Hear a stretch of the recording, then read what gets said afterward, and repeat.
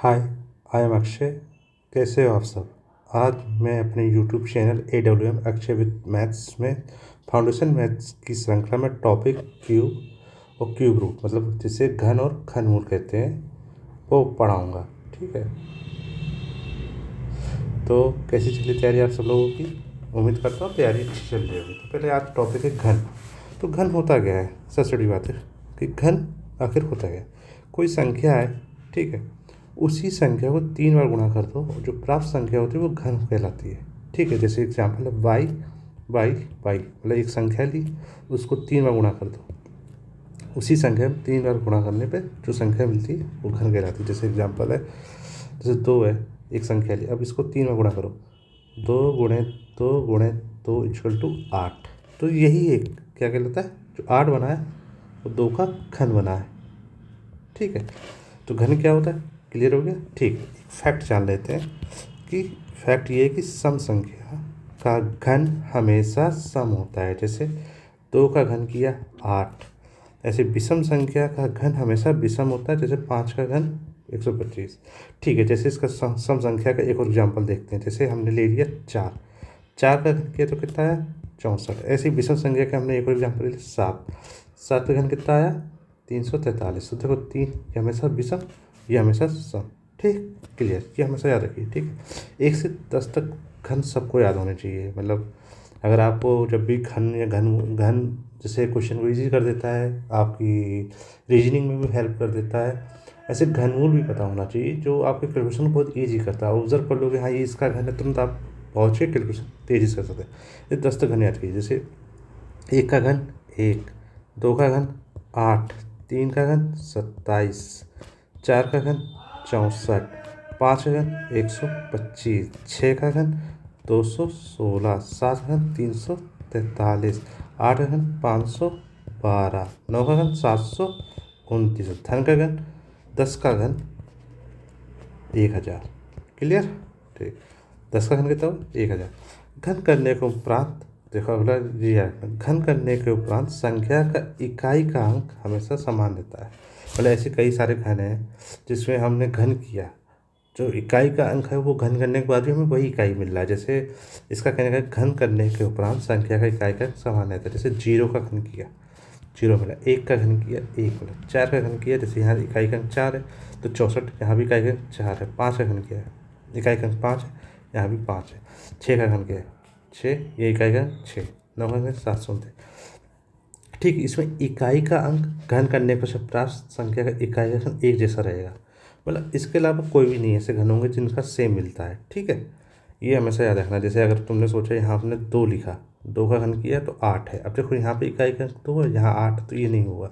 तो ऐसे कुछ घन होते हैं जिनका, जैसे 1 हो गया, 4 हो गया, 5 हो गया, 6 हो गया, 9 हो गया। ये शायद 5 ऐसे घन है, या 0 भी कह सकते हो। तो 2 3 6 घन, 4 ऐसे घन है जिनका इकाई घन समान नहीं रहता है। ठीक है, कीप इन माइंड में ये बात रखनी है कि एक ऋणात्मक संख्या का घन या घनमूल हमेशा ऋणात्मक ही होता है। जैसे 2 का घन किया तो -2 गुणे -2 माइनस गुणे -2, तो ये जो आएगा घन, जैसे -2 गुणे -2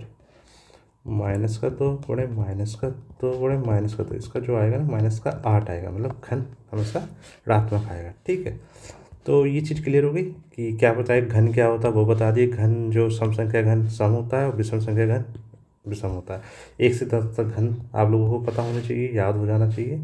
और घन करने के बाद जो हमें संख्या जो है, इसका कंडीशन ये है कि अगर इकाई का घन जो है वही घन करने के बाद सेम हमें मिलना चाहिए। ठीक है, अब हम घन मूल ज्ञात करने की विधि फाइंड करेंगे। क्योंकि घन तो सब निकाल लेते हैं, मतलब आपको कुछ भी ना पता हो तब भी घन निकल आएगा आपका।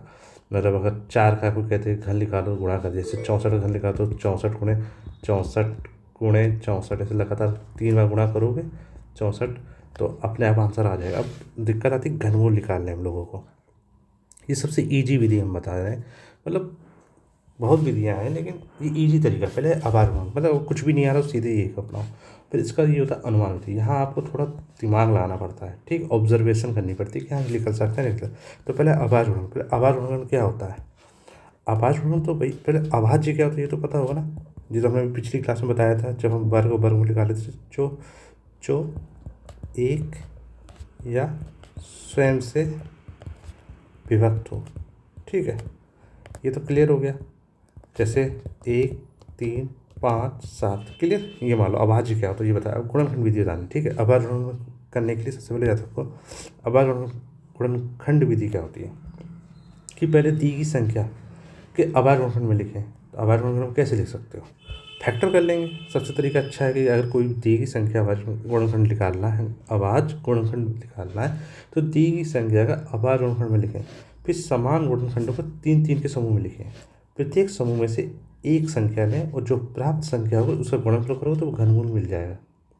ठीक, तो वही घन मिल जाएगा। ठीक, घनमूल। ठीक है, उसका घनमूल मिल जाएगा। जैसे हमने लिखा 512, ये एग्जाम्पल समझते हैं। 512 कैसे आया है ये समझते हैं। ठीक है, मैंने लिया 512। ठीक है, जैसे हमको अब नहीं पता कुछ कैसे लिखा है, लेकिन ये होता है 8 का, तो सीधे याद हो तो सीधे निकल आता घनमूल क्या होगा। तो हमने पहले 2 से डिवाइड किया। 2 दूनी 4। ठीक है, 2 पंचे 10, 2 छंग 12। फिर 2 से डिवाइड किया तो क्या 2 एकम 2, 2 दूनी 4, 2 अट्ठे 16। फिर 2 से डिवाइड किया 2 छंग 64। फिर 2 से किया तो 32। फिर 2 से किया तो 16। फिर 2 से किया तो 8। फिर 2 से किया 4। फिर 2 से किया तो फिर 2 से किया। ऐसे कितना चला ये।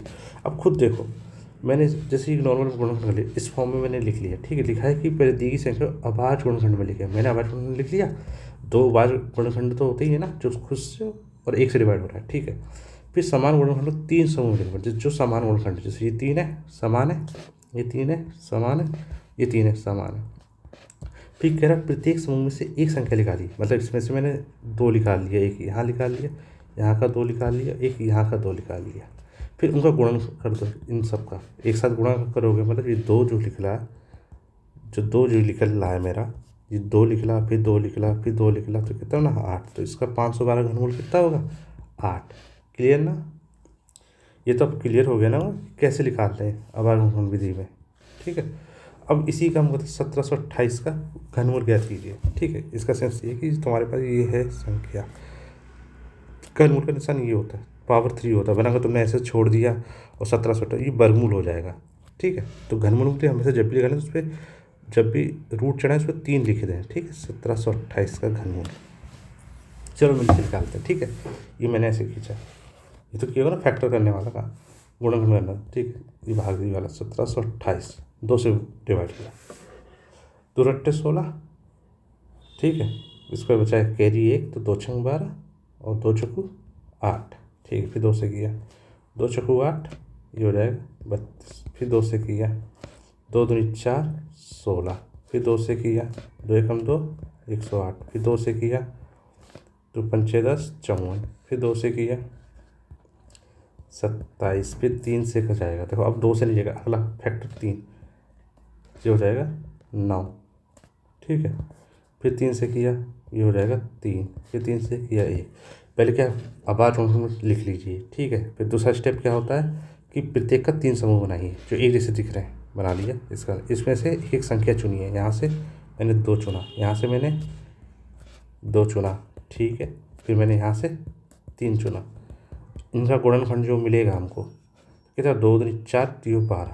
तो जो 12 होगा ना इसका घनमूल होगा। क्लियर क्वेश्चन अभाज्य गुणनखंड वाला। ठीक है, अब दूसरा तरीका इसमें बताया गया था कि एक अनुमान विधि भी होती है। ठीक है, एक अभाज्य गुणनखंड विधि, दूसरा अनुमान विधि। अनुमान विधि मेरे हिसाब से ज़्यादा सरल है, इसमें आपको ज़्यादा नहीं सोचना, बस आपको पता होना चाहिए 1 से 10 तक घनमूल क्या क्या होते हैं। ठीक है, अगर आपने ये ऑब्जर्व कर लिया तभी कह रहे 1 से 10 तक घनमूल आप याद रखिए अच्छे से। तो अनुमान विधि है। ठीक है, कैसे करते हैं आते हैं अनुमान विधि। तो क्या संख्या जो है पूर्ण होनी चाहिए। पहला कंडीशन ये है कि पता चले कि संख्या पूर्ण घन ना हो और हम निकालें।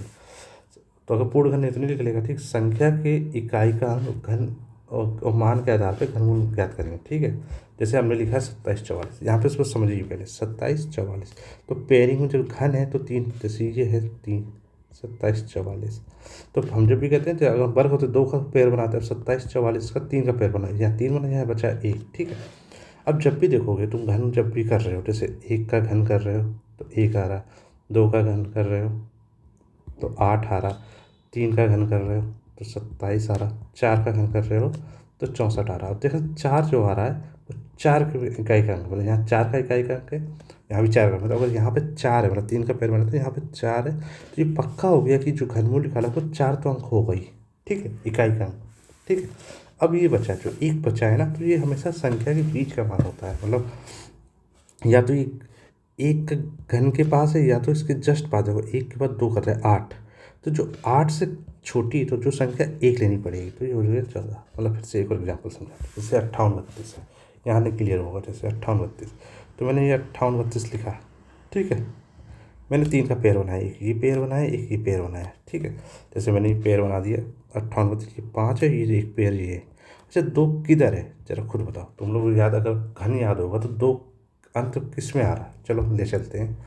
2 अगर तुम्हें याद आएगा तो 2 यहाँ पे आ रहा है, इकाई का अंक ये 8 के घन में, और कहीं देखो है 1 से 10 में नहीं, तो यहाँ पे 2 के 8 है, तो ये तो क्लियर होगा कि मेरा इकाई का अंक जो है वो 8 आना तो तय है हर हालत में, क्लियर। अब बचा ये 5, मैंने कहा था ये 2 के बीच में होगा, मतलब शुरुआत में 1 का घन करते हैं तो कितना आता है, 1 आता है, और जब 2 का घन करते हैं तो कितना आता है, 8 आता है, ये 5 है।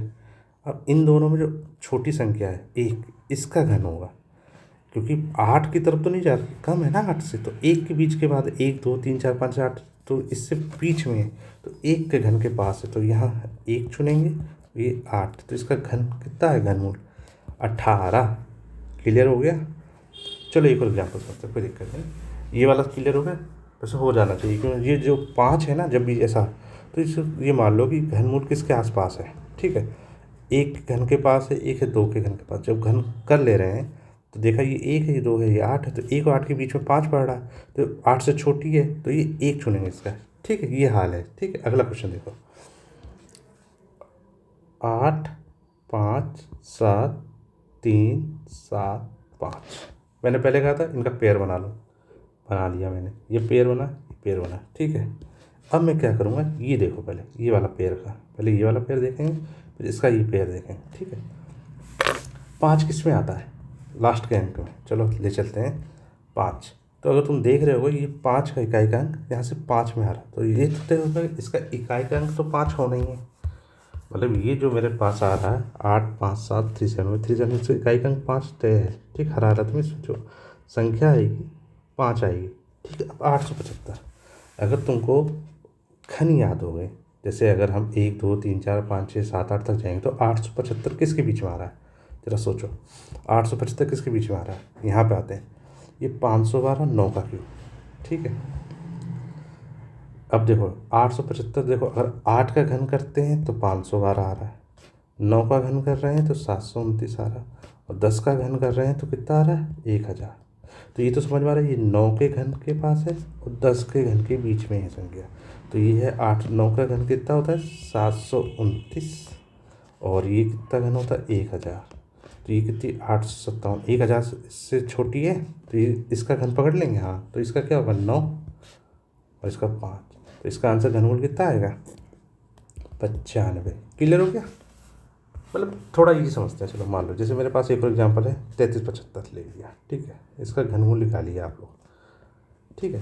तो अगर हमने 3375 पकड़ा है, ठीक, तो पहले मैंने 3 का पेयर बनाओ, यहाँ एक सिंगल पेयर बना दिया, 5 के पेयर में 5 तो होता ही है, 105 का क्यूब 125, 5 के पेयर में 5 मिलेगा, ठीक है। अब बचा 3, 3 में अगर तुम देखो एक 1 के घन के पास, एक 2 के घन के बीच में है, तो ये हो गया 1, ये हो गया 8 और ये 3, तो 8 से छोटी है, तो इसका 1 का घन के पास लेंगे, तो इसका आंसर हो जाएगा 15। क्लियर, बस। अब होमवर्क की आपको हमें 2 घन दिए, एक है घनमूल 729 निकालना, एक घनमूल 9125 का निकालना, ठीक है। और आप लोगों को क्लास कैसी लगी ये बताना, और अंत में आज के इतना है मेरा, ठीक है। और मेरा पढ़ाना कैसा लगा आप लोगों को, और अपने डाउट कमेंट सेक्शन में बता देना मुझे, ठीक है। जो भी डाउट हो, मतलब कोई दिक्कत आ रही है या वीडियो चाहिए तो वो भी बता दीजिएगा, और मैंने और इसमें क्या क्या इम्प्रूवमेंट कर सकता हूँ आप लोगों के लिए, मतलब तरीका मैं जो पढ़ा रहा हूँ, अगर आपको लगता है और क्या क्या इम्प्रूव कर सकता हूँ वो बताइएगा ज़रूर, ठीक है। जय हिंद, जय